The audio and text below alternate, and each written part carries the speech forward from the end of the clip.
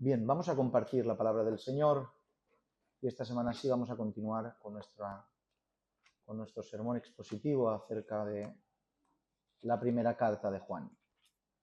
Así que acompáñenme a Primera de Juan, capítulo 4.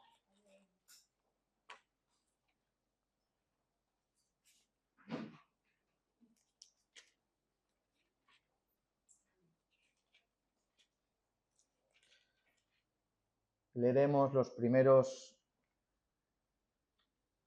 5 versículos.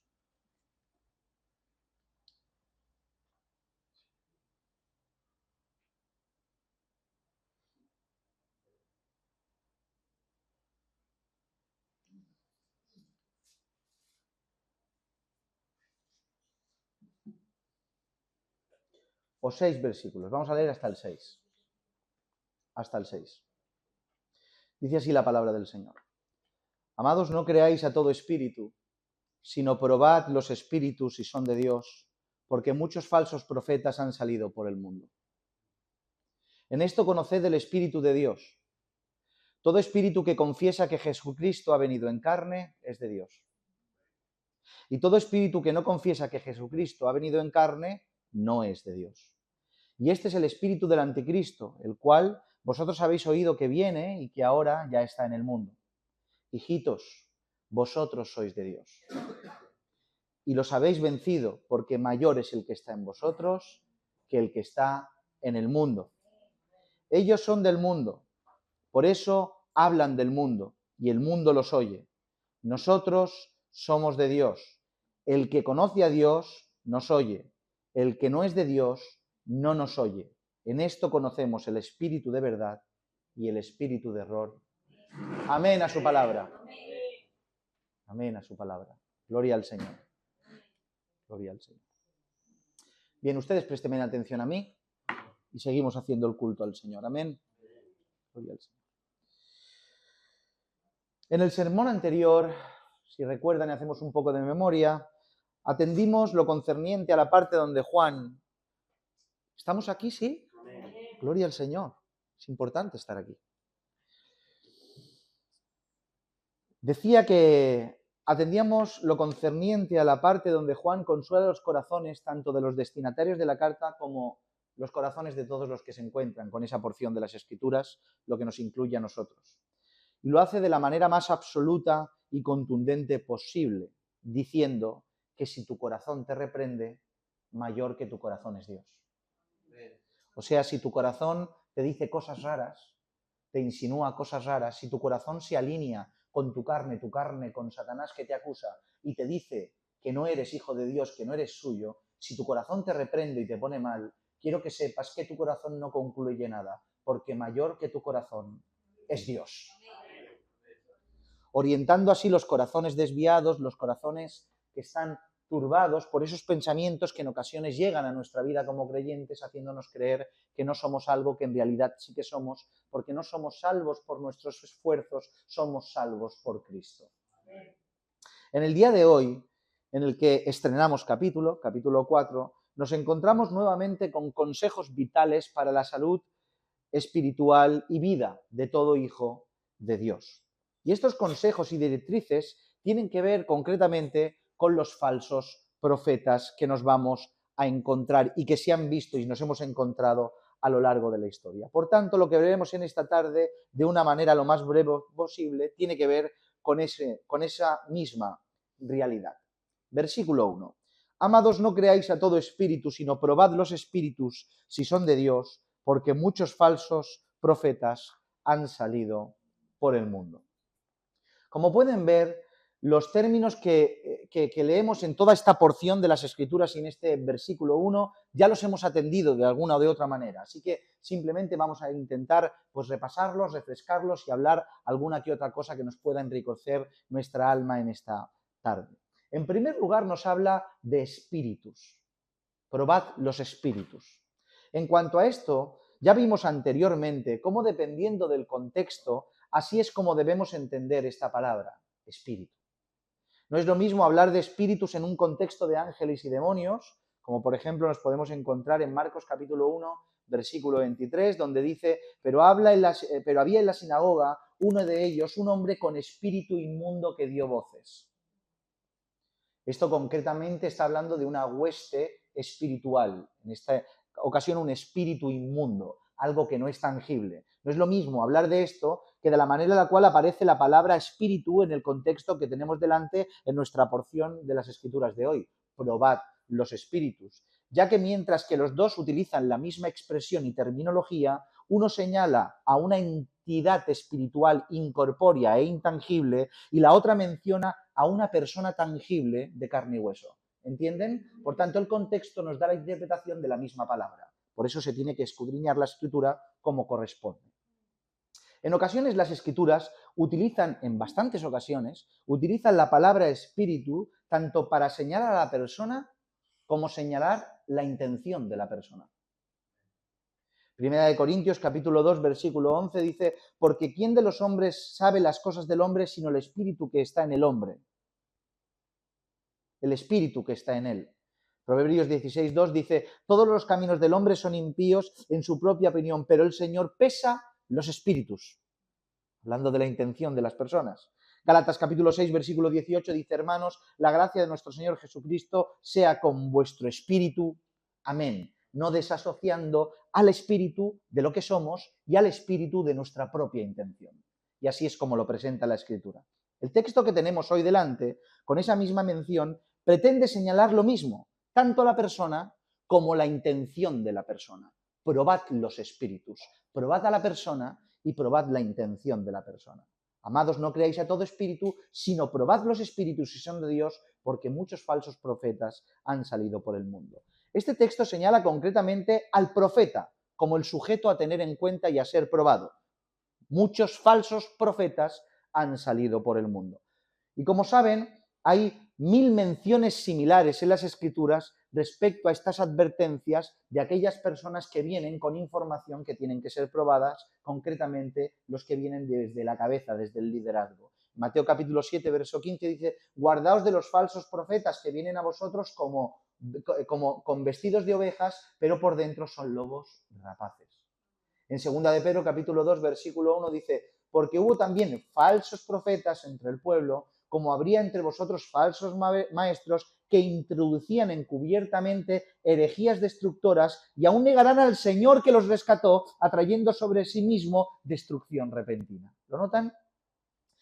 Esto es entendible, me refiero a señalar al profeta, ya que aunque esto aplica a todo el mundo, a todo individuo, o sea, debemos pesar a todo hombre y debemos pesar toda intención de todo hombre, tiene más sentido en la figura del profeta. Como todos ustedes saben, la figura del profeta, sobre todo en aquel tiempo, era la persona donde recaía la revelación de Dios y la voluntad de Dios, por tanto, era el sujeto el cual tenía la responsabilidad y la prerrogativa de proclamar la revelación de Dios, la voluntad de Dios. Es por eso que Juan, el apóstol, señala a esta figura como principal a la hora de tener en cuenta, porque es el depositario de la revelación de Dios que tiene que ser transmitida. Por tanto, eran los más peligrosos. Por un lado, aquellos que uno tenía que acercarse porque eran los que tenían la revelación de Dios, y al mismo tiempo aquellos que teníamos que tener un oído más presto porque eran los que nos podían llevar al error. En el día de hoy es lo mismo. Todo el mundo puede destrozar por medio de sus malas enseñanzas y tergiversaciones de la verdad. Todo el mundo. Usted puede coger a una persona, enseñarle algo respecto a las Escrituras y desviarlo por completo de su camino. Todos tenemos esa arma de doble filo en nuestra mano. Pero obviamente estarán de acuerdo conmigo que soy más peligroso yo que ustedes. ¿Verdad? ¿Por qué? Porque por una circunstancia o por otra estamos en este lugar, estamos a cargo de una grey, tenemos el púlpito como una plataforma para poder predicar e instruir al pueblo del Señor. Por tanto, sobre nosotros recae mayor responsabilidad y nosotros nos convertimos en un objeto más de peligro que cualquier persona de la congregación normal. Porque somos el pastor. Por tanto, los ojos tienen que estar más puestos. La fe ciega esa no, ¿qué va? No es, me tienen que escudriñar más a mí que al que tiene sentado al lado. ¿Entiende? Una nota aclaratoria. tenemos que admitir que en cuanto al daño que uno recibe por la mala enseñanza, es prácticamente el mismo, venga de quien venga. Recibir una mala enseñanza, un mal consejo, me daña, venga de la fuente de quien venga y con la intención de quien venga. Es verdad. No obstante, nuestro juicio y reacción debe ser diferente respecto a quién es quien nos ha hecho errar y con qué intención venía. Ya que no es lo mismo un hijo de Dios verdadero, profundamente equivocado, que un falso con el propósito de llevarte al error por propio beneficio personal. No es lo mismo. Es cierto que ambos te harán errar, cierto, los dos, el mismo desastre te harán. Pero uno lo hace desde su celo por Dios y con la intención de llevarte a su supuesta verdad, errada, pero para él verdad. Mientras que el otro lo hace satisfaciendo sus deseos, sean cuales sean, sabiendo que te está engañando con el único propósito de su beneficio personal. Me da igual tu destrozo, me da igual la verdad con tal de beneficiarme por decirte esto. Por tanto, tenemos que hacer un juicio diferente, prestar atención a ambos, a todos igual, porque el desastre es igual, pero el juicio tiene que ser diferente. Una vez recordado tanto a qué se refiere con espíritu y que sobre todo se refiere a los espíritus, a las intenciones y a las personas ubicadas en los profetas, en el liderazgo, el apóstol nos da una orden a todos. No es una sugerencia, no es un consejo, no es un bueno si te apetece, es una orden, probadlos. Probadlos. No es una sugerencia, no podemos quedarnos impasivos ante lo que se nos dice. La Escritura nos enseña, probadlos. Pruébalos, dice. La orden es clara y concreta, partiendo de la base del escudriño absoluto. Comenzando diciéndoles, no los creáis. No los creáis.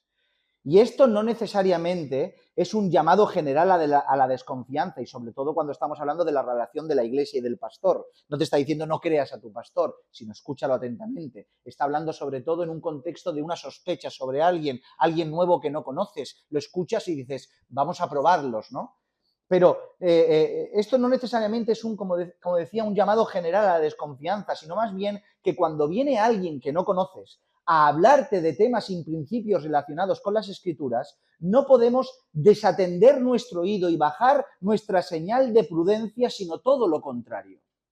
A veces caminamos demasiado desprotegidos, dejando nuestros oídos como sin protección y escuchamos cualquier tipo de cosa sin estar alerta. Y el veneno entra. ¿Me siguen? Una vez estamos en el plan y la postura de no ser crédulos, despreocupados, nos dice entonces, cuando tienes el oído despierto, nos dice entonces que los probemos. En esa situación, la palabra que encontramos para probar es más profunda de lo que nos imaginamos. ¿Sí? ¿Me siguen? Más profunda de lo que nos imaginamos. La palabra probar en la definición del diccionario es hacer examen o experimento de algo para conocer sus cualidades, eficacia o verdad.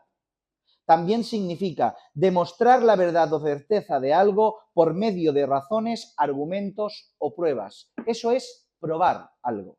Pero cuando vamos a su palabra en griego para probar, dokomazo en griego, todo toma una dimensión muchísimo más profunda. Esta palabra es la que se usa en metalurgia, o sea, es la palabra que se usa para dar validez y genuinidad a un metal valioso. Si hablamos de oro, este es pasado por diferentes pruebas necesarias, como la prueba del fuego. El oro se pasa por el fuego para ver si no tiene aleaciones adheridas a este metal. Si tiene aleaciones al margen del oro y tiene más aleación que no sea de oro que oro, eso ya no es oro. Es un metal reprobado y falso y desechado, no es oro, es otra cosa. Es una mezcla extraña que no puede catalogarse como oro de ningún tipo de quilataje. Esta es la misma expresión que se utiliza para validar nuestra fe. Probada nuestra fe mucho más valiosa que el oro. ¿Se acuerdan? Por tanto, nuestra fe también será probada de esta manera, pasada por el fuego de la prueba para ver lo que da. Es por eso que la definición de docomazo es por implicación aprobar, por tanto tiene que ver con una prueba que te hace tomar una decisión. Una prueba que te lleva a abrazar o rechazar lo que escuchas, no a la indiferencia. A eso se está refiriendo con probad. En otras palabras, no es una prueba para una mera información. Lo escucho y simplemente lo dejo en el depósito de mi memoria, en el almacenaje de mi inteligencia. No se refiere a eso.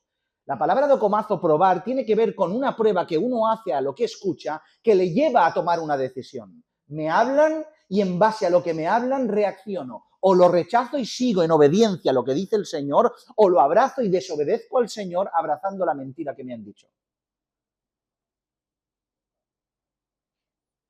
Una prueba que te lleva a la obediencia. Probad los espíritus, porque estos te hacen llevarte a una realidad de acción. No se queda en la cabeza. Ahora bien, ¿qué es lo que tenemos que probar y cómo tenemos que hacerlo? Muy simple. En cuanto al qué, es obvio. Tenemos que probar al profeta, al pastor, a la persona que venga a hablarnos y a su contenido y su intención. Y respecto al cómo, podríamos señalar dos aspectos fundamentales que debemos analizar. Algunos dirían, o diríamos, que el primero tendría que estar relacionado con el testimonio, o sea, con la vida del creyente, con la santidad del creyente, con el testimonio del creyente. ¿Cómo pruebo lo que me dice alguien que me viene a hablar de Dios? Analizando su conducta, su vida, cómo vive. Pero no necesariamente esto es un factor esencial. El testimonio de la persona que te habla no es un factor indispensable para hacer una prueba de lo que te habla. Obviamente la credibilidad del que habla es infinitamente superior a una persona que no tiene testimonio. O sea, una persona que te habla con un testimonio intachable tiene más credibilidad que una persona que hace lo que le da la gana, hablando vulgarmente.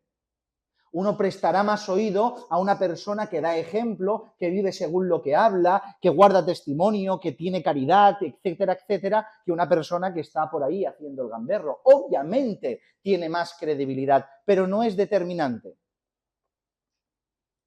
Porque como hemos mencionado un momento, podemos encontrarnos de personas de un testimonio intachable, pero profundamente equivocados. Y personas con un testimonio inexistente, que sin embargo lo que dicen es verdad. Porque no necesariamente el testimonio garantiza, es una garantía de lo que uno dice. Personas de testimonio pueden estar profundamente equivocados y hablarte cosas que no son verdaderas ni bíblicas. Y personas que no tienen testimonio pueden decirte verdades bíblicas sin ningún tipo de problema. Porque la verdad bíblica, en este contexto y relación concreta que estoy hablando, no está relacionada directamente con el testimonio. ¿Me siguen?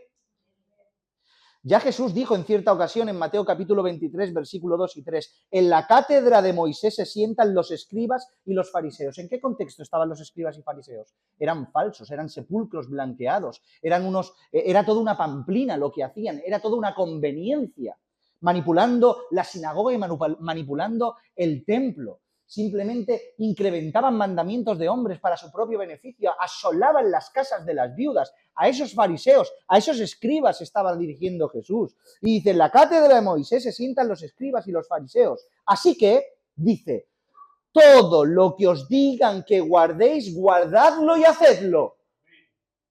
Mas no hagáis conforme a sus obras, porque dicen y no hacen. ¿Notan? El testimonio no era determinante para ratificar la verdad que ellos hablaban. Hablaban verdad, pero no vivían verdad. Por eso, ¿cuál es el consejo? Haz lo que te dicen porque es verdad, pero no dupliques su vida, no repliques lo que hacen porque es mentira, porque va en contra de la Escritura. Por tanto, el testimonio no estará incluido en esta forma de prueba que debemos hacer a aquellos que intentan convencernos de algo. Y aunque es importante, y aunque pesa, y aunque tiene peso, no es lo que tenemos que tener como cátedra. O sea, no tenga usted el ejemplo de vida de una persona diciendo, esta persona mira cómo vive, tendrá razón en lo que dice. No. Por tanto, si dejamos el testimonio al lado, ¿Cuál será el aspecto a considerar y la herramienta clave para aprobar al profeta, al pastor, al hermano, a quien venga a hablarnos de alguna verdad bíblica? Obviamente, las Escrituras. Las Escrituras. No hay otro medio. No hay otra opción. No hay nada que te proteja del error salvo lo escrito. El pastor te ayuda a guardarte del error. ¿Saben por qué? Porque te lleva lo escrito.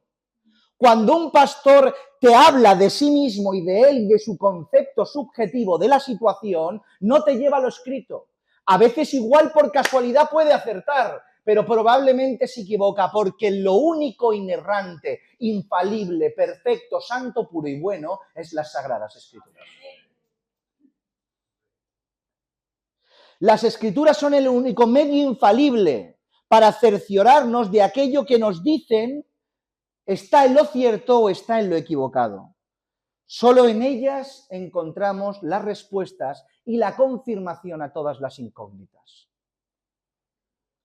Así lo hicieron en Berea y fueron considerados más nobles que los de Tesalónica. Si el testimonio fuera una prueba irrefutable de la verdad, ¿por qué tenemos que pesar al apóstol Pablo?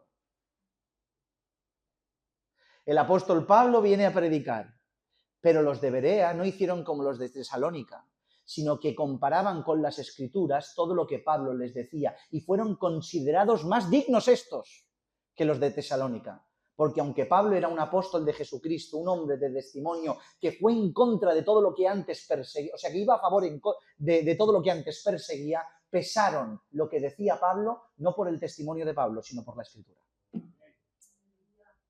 ¿Entienden esto?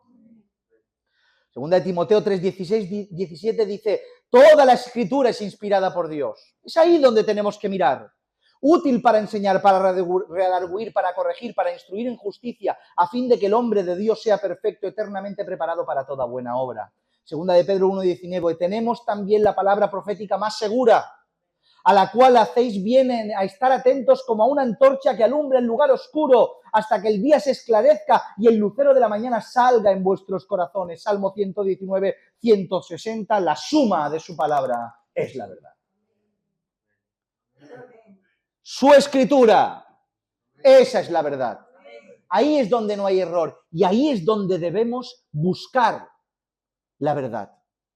Extraer lo que es correcto, comparar, testar al profeta de turno que viene a hablarnos, filtrarlo por las Escrituras.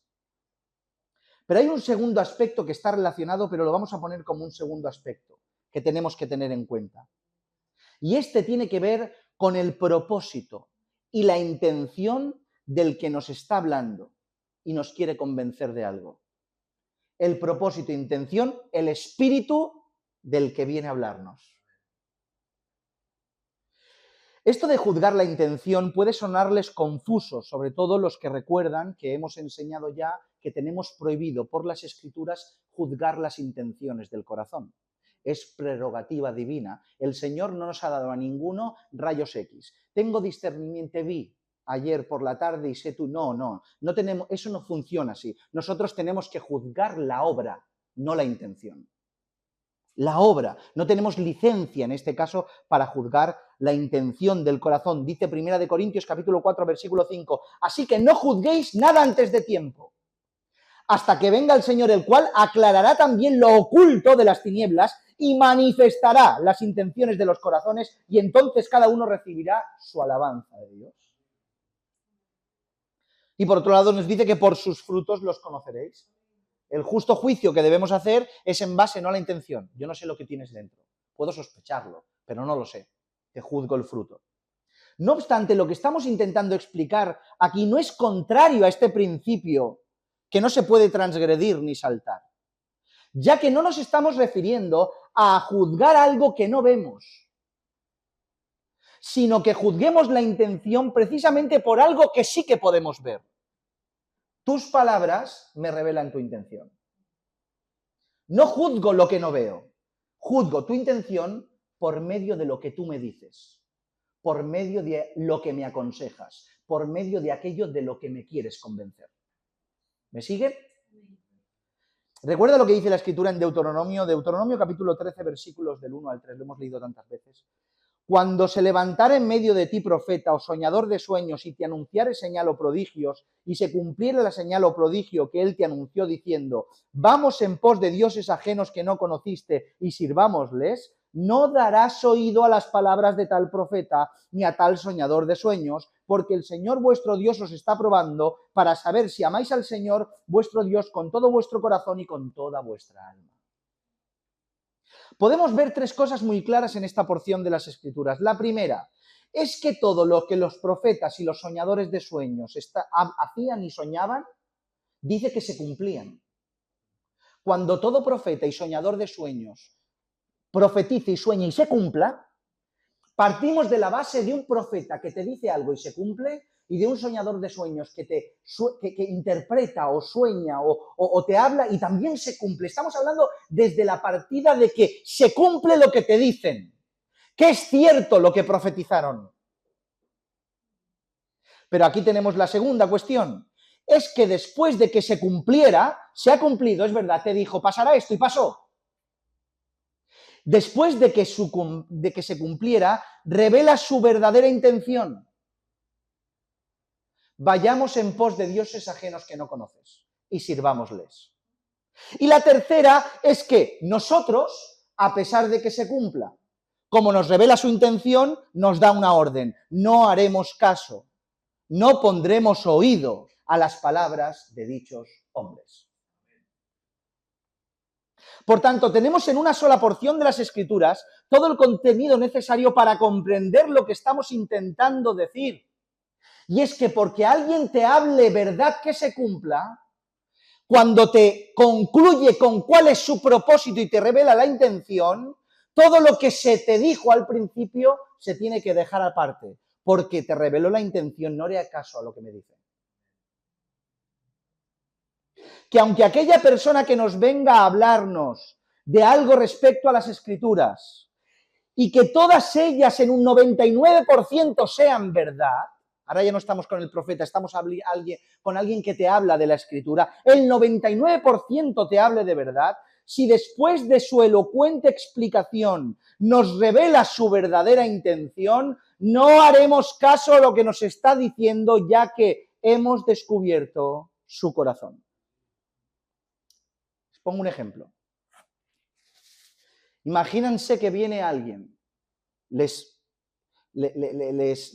aborda una persona en la calle o están en una iglesia o un pastor o un hermano, quien sea, y empieza a hablarles del Señor y les da una clase magistral de la libertad en Cristo. Es una doctrina impresionante, una enseñanza brutal. Somos libres en Cristo. El Señor, si algo hace, es que libera a su pueblo. Es que nos liberta.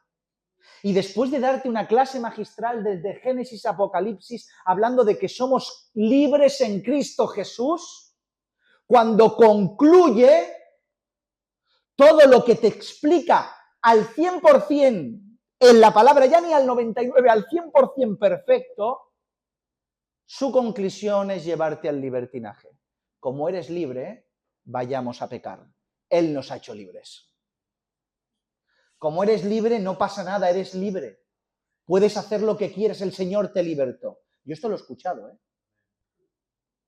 Yo esto lo he escuchado de personas. Yo soy libre, el Señor me ha hecho libre. No tengo que estar pendiente, me ha hecho libre, puedo, el corazón. Yo lo he escuchado muchas veces esto. Pues si una persona, después de darte un discurso perfecto en doctrina y en exégesis de la libertad, concluye con que esa libertad te permite pecar, esa persona ha revelado su intención. Por tanto, ya no lo juzgas solo por el conocimiento doctrinal, porque en este caso el conocimiento doctrinal es acertado. Lo juzgas por la intención después del conocimiento. La intención, el profeta falso te hablaba verdad, cumplía la profecía, pero después te decía, vamos en poses de dioses ajenos. Y en la actualidad te hablan de una verdad teológica impresionante, pero después te llevan y te desvían de la verdad teológica que de la misma manera te han enseñado.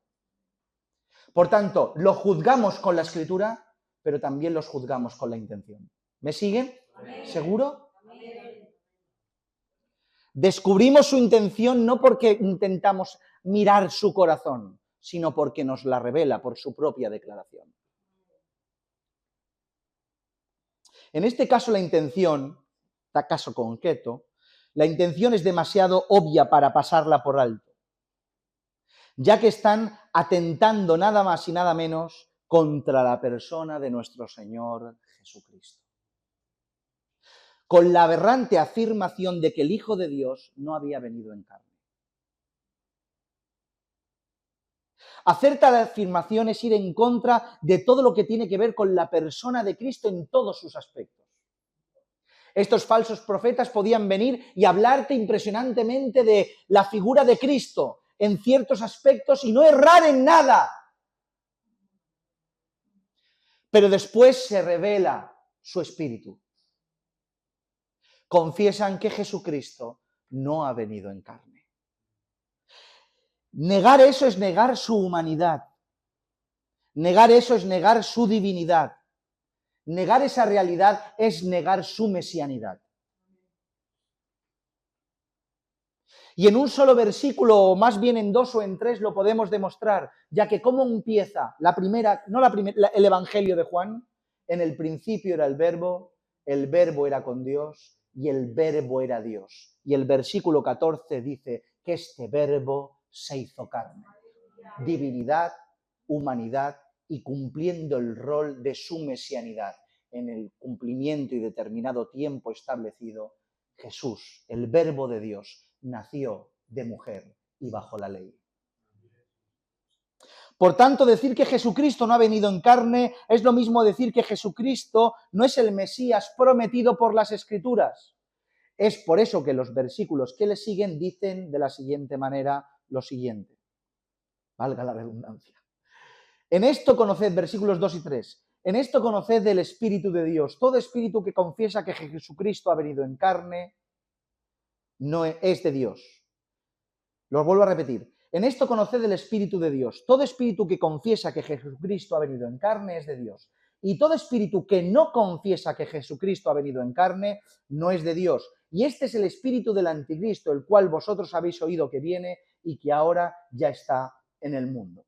Si recuerdan bien, ya establecimos en nuestra introducción a la carta de Juan quiénes eran los que difunden dichas herejías en aquel tiempo. Estuvimos hablando de una manera un poquito más extendida, obviamente, de lo que vamos a hacer hoy. Por un lado tenemos a los propios judíos. El propio pueblo de Israel eran los primeros que negaban la mesianidad de Jesús, mucho menos su divinidad. El pueblo de Israel, que no es lo mismo que el pueblo de Dios. Estuvimos hablando el otro día en la reunión. No es lo mismo el pueblo de Israel que el pueblo de Dios. Es diferente. Hablamos del Israel étnico. Hay que entenderlo muy bien. Pues el pueblo de Israel, que no es lo mismo que el pueblo de Dios, ya que rechazaron a Jesús como el Mesías, y aquel que rechaza a Jesús como el Mesías no viene a formar parte del olivo del Señor, no podría concebir a un Mesías que procediera del cielo directamente, a un Mesías con la naturaleza del Padre, consustancial con el Padre. Su concepto del Mesías estaba completamente alejado de la realidad bíblica, entendiéndolo como un profeta más especial y señalado por el Padre, tal cual Moisés. Incluso para muchos, el Mesías se volvió un concepto más que una persona. Se convirtió en un concepto abstracto. Hasta el día de hoy a veces se piensa. Se piensa más como el Mesías, no como una persona que viene a instaurar un reino, sino más como algo conceptual, una era mesiánica, un tiempo que vendrá al final, sin necesidad de una persona física, conocida como el Mesías que redime al mundo. ¡Una locura! Por tanto, rechazaban de facto la idea de que Jesús el Nazareno pudiera no solo ser el Mesías, sino que además ser hijo de Dios y además consustancial con el Padre. ¿Qué me estáis contando? ¿Que el Mesías es hijo de Dios, el verbo hecho carne y se ha hecho hombre? Es una locura, no lo podemos creer. Porque el Mesías revelado, el que encontramos en el Nuevo Testamento, es contrario a todo lo que Israel conocía en el momento en el cual apareció y en el que tenemos ahora. Pero por otro lado tenemos a las fuentes que verdaderamente, directamente, atentaban contra esa idea más que incluso los judaizantes por el contexto geográfico en los cuales se encontraban. Y es el gnosticismo. Aunque, como ya dijimos, el docetismo, gnosticismo, como tal, es algo que se fue construyendo con el paso de los años. Las bases de sus herejías ya estaban en los primeros siglos. Y entre sus herejías nos encontramos con la idea que todo lo relacionado con lo material es malo. ¿Recuerdan? Todo lo material, lo terrenal, por tanto, no podía tener relación lo material con lo espiritual. Por tanto, un concepto tan santo como el Mesías no podía tener relación con la humanidad, ya que procedía del cielo. Es por eso que el movimiento, por ejemplo, docetista, por ejemplo, decía lo que su propia definición y nomenclatura de su título significaba. Docetismo significa, es la palabra dokein, que viene a significar parecer. Y esto es lo que ellos mismos hablaban, que no era un hombre tal cual, sino que parecía, tenía la imagen y apariencia de un hombre, pero no tenía relación con la humanidad. Pero rechazar la humanidad es rechazar a Cristo. Juan atribuye a estas personas ¿el qué? ¿Qué les atribuye? El espíritu del anticristo. Y aunque hemos establecido que somos de la postura que en los tiempos finales este espíritu del anticristo se manifestará en una persona tangible que desarrollará y desempeñará ciertas acciones según lo que entendemos hasta el día de hoy en base a la profecía y el libro de Revelación, el espíritu del anticristo ha estado operando desde el principio hasta el día de hoy. Y no es otra cosa que esa intención del hombre influenciada por el propio Satanás que va en contra de todo lo que Cristo representa. Ese es el espíritu del anticristo, alguien que va en contra de todo lo que Cristo es, en contra de su naturaleza, en contra de sus mandamientos y ordenanzas, en contra de su evangelio, en contra de su desempeño y propósito, etc. Tiene la intención de ir en contra de todo lo que Cristo representa. Por tanto, aunque la persona física probablemente sea al final de los tiempos una realidad, en el tiempo actual tiene que ver con el propósito e intención de una persona. Una persona que vaya en contra de la naturaleza, persona, propósito, evangelio y ley del Mesías, tiene y opera bajo el espíritu e influencia del anticristo. Todo esto, hermanos, nos presenta algo que tenemos que tener muy en cuenta.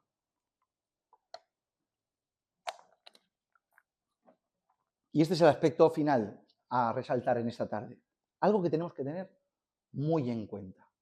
Porque vivimos en tiempo en que no se tiene presente. Y es que la doctrina, la enseñanza, los principios fundamentales de las Escrituras son de una relevancia superlativa. ¿No lo creéis? La enseñanza de las Escrituras, de la primera letra a la última, son esenciales y de una relevancia superlativa. Es una realidad que las propias Escrituras nos enseñan que el hombre es salvo únicamente por gracia mediante la fe, ¿sí? No hay otro medio ni otra forma para poder ser salvo. No obstante, sabemos que la fe que nos salva va acompañada de su consecuencia directa. ¿Cuál es? ¿Cuál es la consecuencia natural de la fe? Las obras. Por tanto, sin obras no hay fe verdadera. Haciendo de la obra no el medio de la salvación, pero sí la evidencia de que la salvación que hemos experimentado es genuina. Fe que me salva, que me da acceso a la gracia, obra que ratifica la fe que he profesado. Pero no solo la obra valida nuestra fe, sino que la verdad doctrinal también lo hace. Piensen esto, piensen en esto. La fe sola es la que salva, ¿sí? Pero esta fe tiene que estar depositada en el lugar correcto. Porque o si no, la fe, el fin de la fe, es la fe misma, haciendo de la fe nuestro Dios. ¿Lo han entendido esto? Lo vuelvo a explicar. Si yo solo deposito fe en mi fe, ¿Quién es mi Dios y quién me salva? Mi fe. Pero yo no tengo que depositar mi fe en la fe que tengo, impresionante. Tengo que depositar mi fe en el lugar correcto. Porque la fe es lo que me da acceso, no lo que me salva en sí mismo. ¿Me han entendido ahora?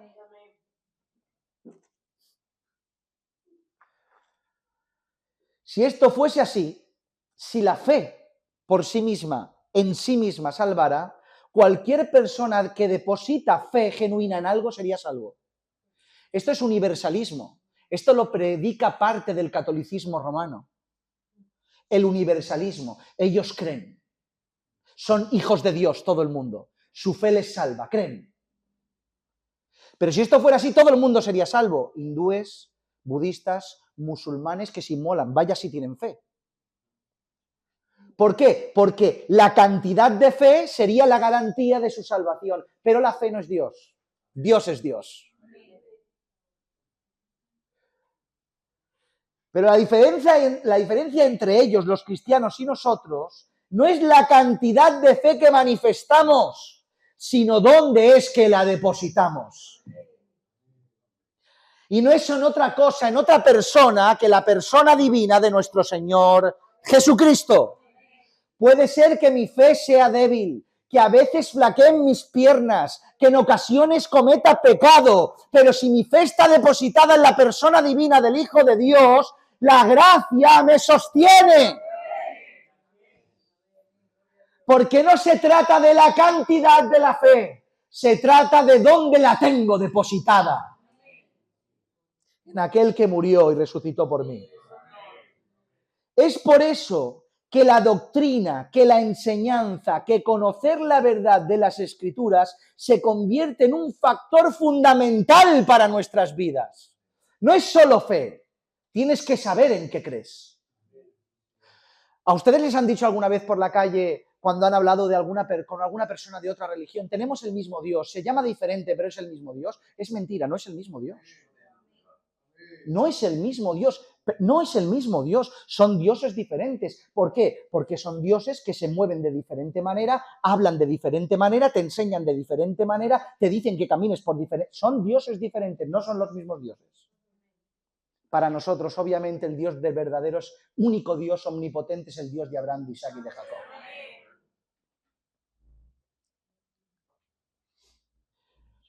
Por tanto, conocer la verdad de las Escrituras se convierte en un factor fundamental para depositar mi fe en el lugar correcto, fundamental para la obediencia, ya que por medio del conocimiento bíblico es que sabemos cómo debemos actuar. ¿Cómo quito la Escritura? Si quito la Escritura, no puedo practicar mi fe porque no conozco cómo validar la fe que he profesado tener si no conozco el mandamiento. Fundamental para conocer el carácter y la voluntad de Dios, que es lo que acabamos de decir. Yo tengo que saber cuál es el carácter y voluntad de Dios para alinearme con su carácter y no ser contrario al carácter de Dios, ya que si no, mi fe sería contraria a la voluntad del Dios en el cual he depositado mi fe. Pero también es fundamental para nuestra salvación, porque depositar la fe en un Mesías no bíblico te aleja de aquel que en realidad te puede salvar. Si yo me invento un Mesías, si yo me invento a la persona del Señor Jesucristo hecho a mi propio conocimiento, me alejo y me desconecto de la verdad del Mesías que me salva. Juan advierte de que muchas personas, con sus fundamentos que después se transformaron en gnosticismo, endocetismo, etc., no dice que no creyeran en Jesús, en el Mesías. Dice que no fue manifestado en carne. Esto apunta a dos partes. Una, que no vino, que es mentira, que este Mesías es falso. Y otra, a que quizá esta forma de Mesías no podía tener relación con la carne. Por tanto, les está diciendo que tienen el espíritu de anticristo a personas que han señalado a este Cristo como el verdadero. Pero en realidad lo describen de una forma inapropiada. No es el Cristo de las Escrituras. Porque el Cristo de las Escrituras fue nacido de mujer. Y yo no puedo inventarme a un Jesucristo aunque no lo comprenda. Y si Jesucristo dice la Escritura que es Dios y que es hombre, digo Amén. Porque no me quiero desvincular del Cristo que me salva. Lo entienda más o lo entienda menos. ¿Entienden esto?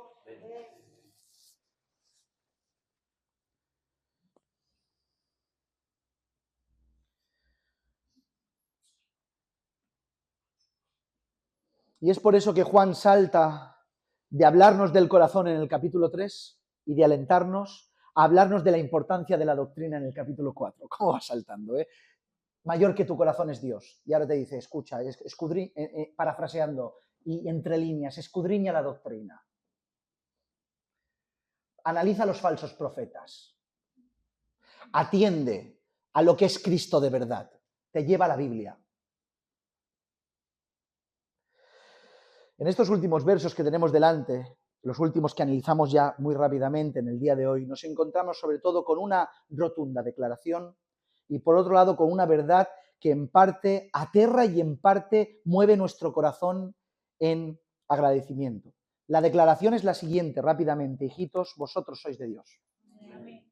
Lo voy a volver a decir porque esto va dirigido a nosotros y si no dices amén no lo entiendo. Hijitos, vosotros sois de Dios.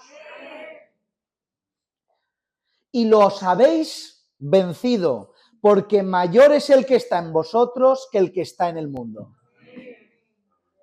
Esta declaración está en el mismo tono de los últimos versículos del capítulo 3. Una declaración que enuncia lo que en realidad somos si en verdad hemos creído genuinamente en la persona divina del Hijo de Dios. Y es que nosotros somos hijos de Dios y en consecuencia esa realidad los hemos vencido. ¿A quién? Obviamente a aquellos que van en contra y quieren enseñarnos que Jesucristo no ha venido en carne. Pero como somos suyos, el Señor nos protege.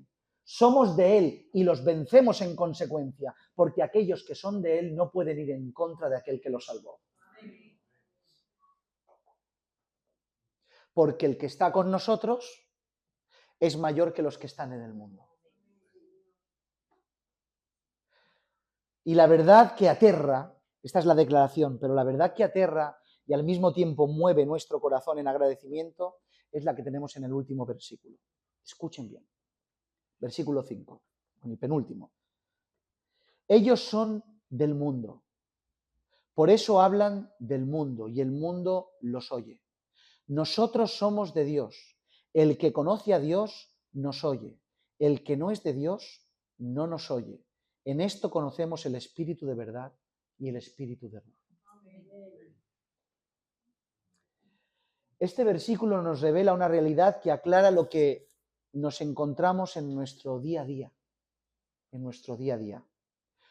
Algo que calma nuestra frustración y aclara nuestra falta de comprensión.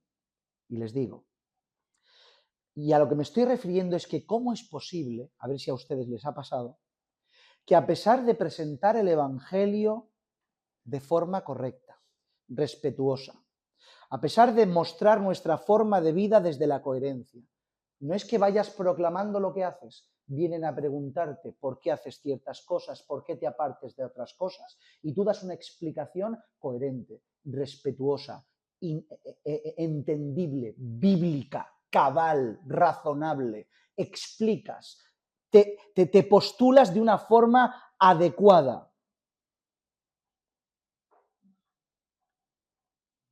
Y sin embargo no entienden nada.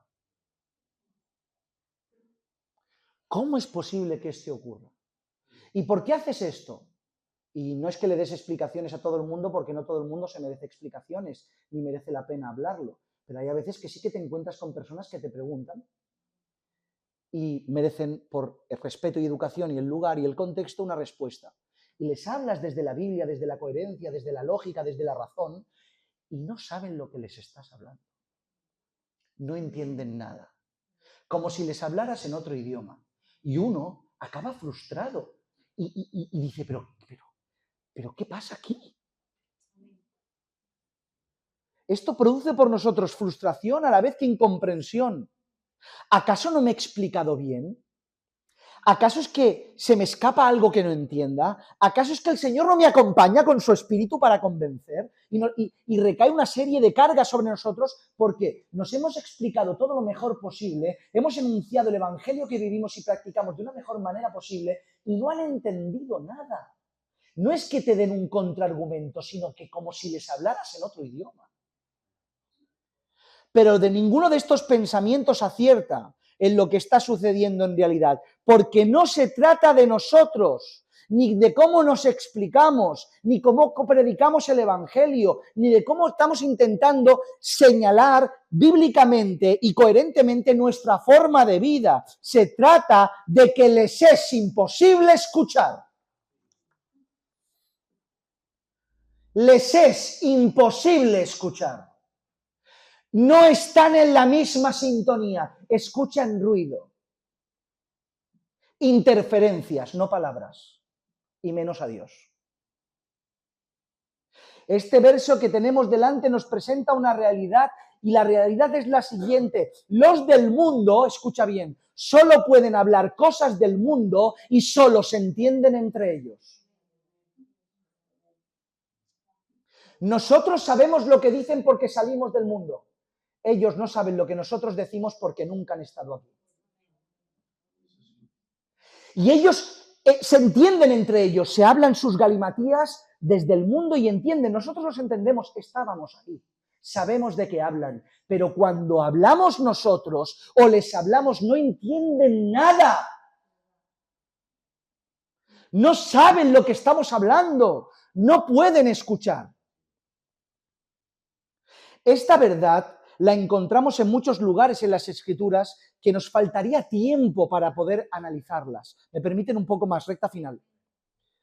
Deuteronomio 29:4 dice, para demostrar lo que Juan dice con otros versos bíblicos y lo que estamos intentando enseñar. Dice Deuteronomio 29:4, pero hasta hoy el Señor no os ha dado corazón para entender, ni ojos para ver, ni oídos para oír. No te lo ha dado el Señor, no puedes escuchar. Jeremías 6:10, ¿a quién hablaré y amonestaré para que oigan? He aquí que sus oídos son incircuncisos y no pueden escuchar. De ahí que la palabra del Señor les es cosa vergonzosa, no la aman, dice. Juan 8:47, el que es de Dios, las palabras de Dios oye. Por esto no las oís vosotros, porque no sois de Dios. Juan 10:26-27, pero vosotros no creéis porque no sois de mis ovejas. Como os he dicho, mis ovejas oyen mi voz y yo las conozco y me siguen. Un último verso, Hechos 28-26-27, ve a este pueblo y diles, de oído oiréis y no entenderéis. Y viendo veréis y no percibiréis, porque el corazón de este pueblo se ha engrosado y con los oídos oyeron pesadamente y sus ojos han cerrado para que no vean con los ojos y oigan con los oídos y entiendan de corazón y se conviertan y yo los sane. La pregunta que nos deberíamos hacer es ¿por qué ocurre esto? Básicamente podríamos mencionar dos causas evidentes. La primera y más clara es por la propia maldad del hombre y su propio corazón y mente entenebrecidos que no les permiten oír y ver más allá de su propia carnalidad y tiniebla. Aunque las palabras que escuchen sean coherentes, llenas de lógica y verdad, es tanta la tiniebla que está en su corazón, es tanta la tormenta que tienen en sus mentes que son incapaces de escuchar. Son incapaces de comprender. Las palabras se diluyen en su mente, salen de tu boca, desde tu espíritu, pero cuando entran en su corazón se diluyen por la tiniebla de su oído. Imposibles de abrazar cualquier cosa que venga de parte de Dios. Y la segunda tiene que ver con la consecuencia de esta actitud. ¿Y cuál es la consecuencia de una persona dura de cerviz que endurece su corazón y no quiere y hace caso omiso a la voluntad del Señor? Que Dios emite un juicio desde su soberanía. Que llega un momento que la sordera que provocas tú Dios la hace crónica en ti. Endureciendo Dios el corazón sobre tu propio endurecimiento. ¿Verdad que pasó con Faraón?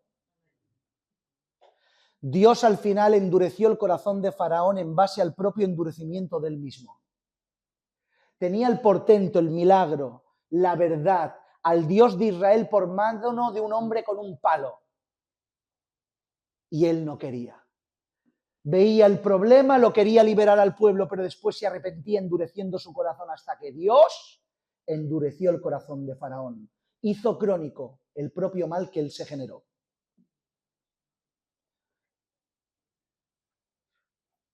Y sin entrar en principios complicados de gracia preveniente o gracia irresistible, diremos que Dios endurece el corazón y hace crónica la sordera de aquel que por voluntad propia no quiere oír.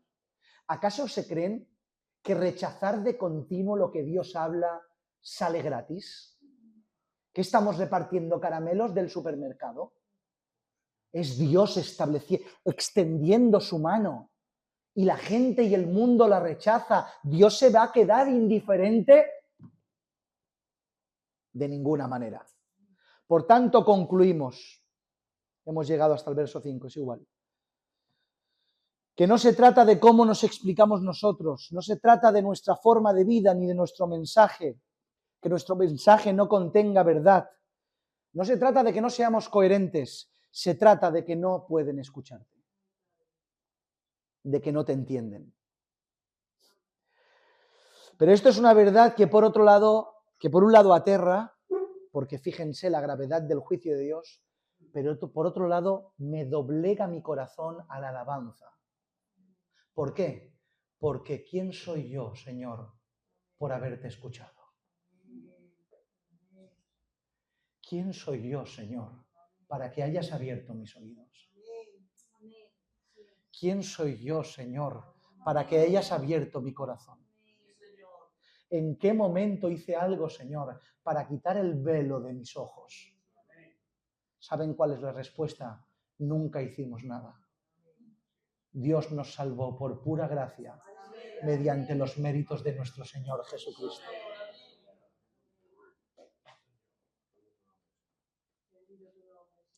Por tanto, verdades que caen de dos maneras diferentes depende del estado en el cual estemos. Son terribles para el impío, pero son verdades llenas de gracia para el creyente. Por tanto, mis hermanos, resolvemos esto una vez más. La gran diferencia entre los que somos hijos de Dios y los que no, los que son suyos y los que no lo son, entre aquellos que tienen el espíritu de error y el espíritu de verdad, no es el conocimiento, no es la sabiduría, no es la capacidad ni el estatus. La diferencia es que Cristo está en usted y en otras muchas personas no lo está. Oramos al Señor.